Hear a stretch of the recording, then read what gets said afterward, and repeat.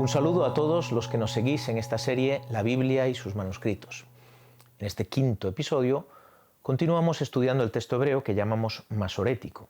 En esta ocasión daremos un paso adelante para observar cómo este texto se ha transmitido desde el siglo XII, donde lo dejamos anteriormente, en los primeros manuscritos, hasta llegar a las primeras ediciones impresas y posteriormente, ya en nuestra época, a las ediciones críticas que utilizamos los especialistas. El trabajo de los masoretas, especialmente el de la escuela tiberiense de Aarón ben Asher, se impuso rápidamente dentro del mundo judío, hasta el punto de que a partir del siglo XII la inmensa mayoría de los manuscritos de la Biblia hebrea contienen ya un texto vocalizado según el sistema tiberiense y dotado de masora. Tanto es así que no nos ha llegado ningún manuscrito hebreo no vocalizado copiado después del siglo I después de Cristo.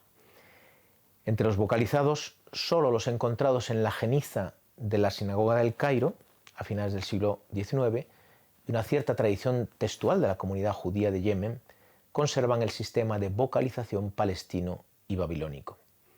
En España se conservan numerosos códices de la Biblia hebrea, repartidos por diferentes instituciones, destacan por el número de volúmenes, el Monasterio del Escorial, la Biblioteca Nacional, la Biblioteca Complutense y la Abadía de Montserrat. Todos ellos pertenecen a la tradición masorética y contienen la vocalización tiberiense.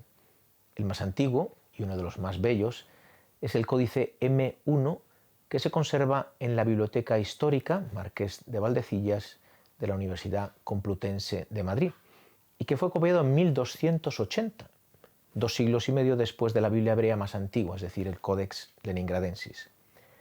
La llegada en el siglo XV de la imprenta revolucionó la transmisión textual de la Biblia hebrea, como sucedió también con el Nuevo Testamento griego. Marca un antes y un después en el estudio de los textos, dado que desaparecen los manuscritos y la labor de los copistas y, por tanto, los errores. Los textos que salen de una misma imprenta son todos iguales. Evidentemente puede haber errores de imprenta que se reproducen mecánicamente. Por otro lado, el poder de la imprenta hace que el manuscrito utilizado para componer las planchas se acabe imponiendo sobre otros manuscritos, tal vez de mayor calidad. La primera Biblia hebrea completa se imprimió en Soncino, cerca de Milán, en 1488. En 1502, en España, el cardenal Francisco Jiménez de Cisneros pone en marcha el ambicioso proyecto de la Biblia Políglota Complutense, una edición impresa de la Biblia en la que se pudieran leer los textos originales, en las lenguas originales del Antiguo y Nuevo Testamento, junto con las versiones antiguas de los mismos. En el proyecto inicial se contemplaba que el texto hebreo del Antiguo Testamento estuviera acompañado por las versiones griega de los 70, aramea o targum y latina o vulgata. El texto griego del Nuevo Testamento estaría acompañado de la versión latina vulgata.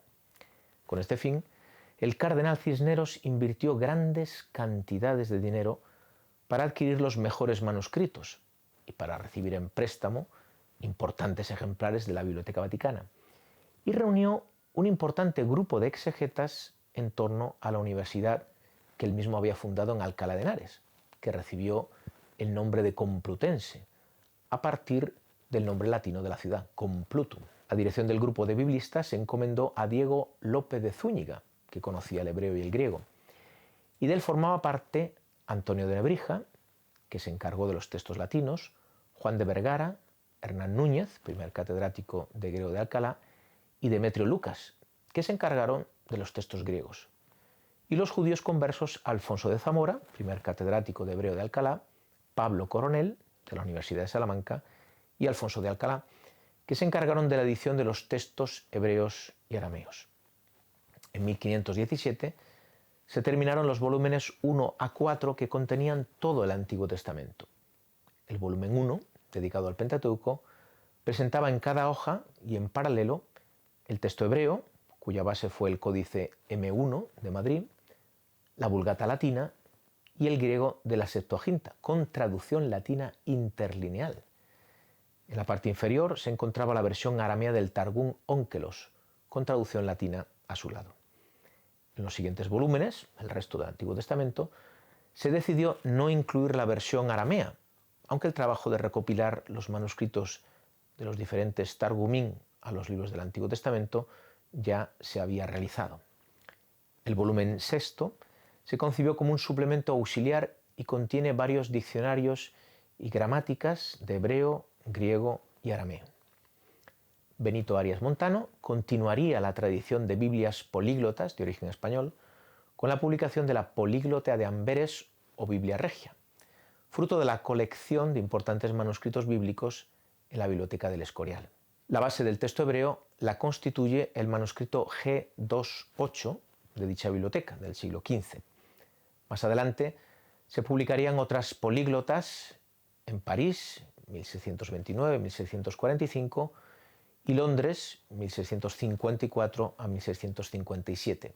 Esta última la más conocida, obra de Walton, que incluye el Pentateuco samaritano y las versiones siríaca y árabe del Antiguo Testamento.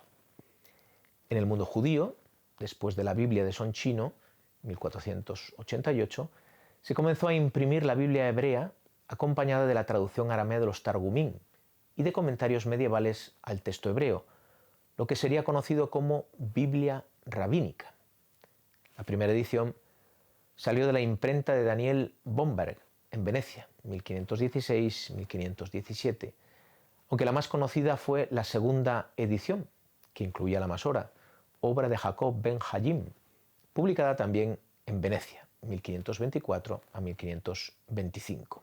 Esta edición se convirtió en el Textus Receptus, es decir, el texto aceptado y usado por todo el mundo judío, y hasta bien entrado el siglo XX, el texto de la Biblia hebrea usado por los exegetas de todas las confesiones. Pasemos a estudiar ahora los pasos que se dieron ya en el siglo XX para alcanzar una edición crítica de la Biblia hebrea, es decir, una edición que partiera de los mejores manuscritos, de los más antiguos o de los más cercanos al texto original. Durante el siglo XIX, la posibilidad de disponer de una Biblia rabínica en casa o en cualquier biblioteca favorecía el trabajo de los biblistas. Sin embargo, trajo consigo una serie de problemas desde el punto de vista de la crítica textual. En efecto, no se sabe en qué manuscrito se basó la segunda Biblia rabínica e incluso se sospecha que pudiera combinar diferentes manuscritos y hasta incorporar cambios a partir de las opiniones del editor. Ciertamente no hablamos de un trabajo crítico. El Textus Receptus, por tanto, era un texto mixto en muchos detalles, aunque el texto consonántico muy estable en todos los manuscritos no sufriera grandes cambios, más allá de errores de imprenta. El primer trabajo crítico, encaminado a recuperar el texto masorético más primitivo, fue la colección de variantes de Kennicott, Vetus Testamentum Hebraicum, publicado en Oxford en 1776 a 1780, fruto de la revisión de más de 600 manuscritos bíblicos hebreos, evidentemente de familia masorética, y de varias ediciones impresas. La obra de Rossi, Varie Lectiones Veterii Testamenti, publicada en Parma en 1784-1788, se concibe como un complemento al trabajo de Kennicott. Ambas obras siguen siendo útiles hoy. Tendremos que esperar a la segunda mitad del siglo XX, especialmente después de los descubrimientos de las 11 cuevas de Qumran entre 1947 y 1956, para poder contar con un instrumento verdaderamente crítico de la Biblia hebrea. El proyecto de Biblia hebraica, emprendido por Kittel, se basó a partir de su tercera edición, publicada en Stuttgart en 1929 a 1937, en el Códice de Leningrado, además de contar con un aparato crítico que confrontaba el texto con variantes del Pentateuco samaritano y de las principales versiones antiguas. En su cuarta edición, llamada Biblia Hebraica Stuttgartensia, publicada en Stuttgart de 1966 a 1977, incorpora variantes de los manuscritos de Qumran hasta entonces publicados, todavía entonces pocos.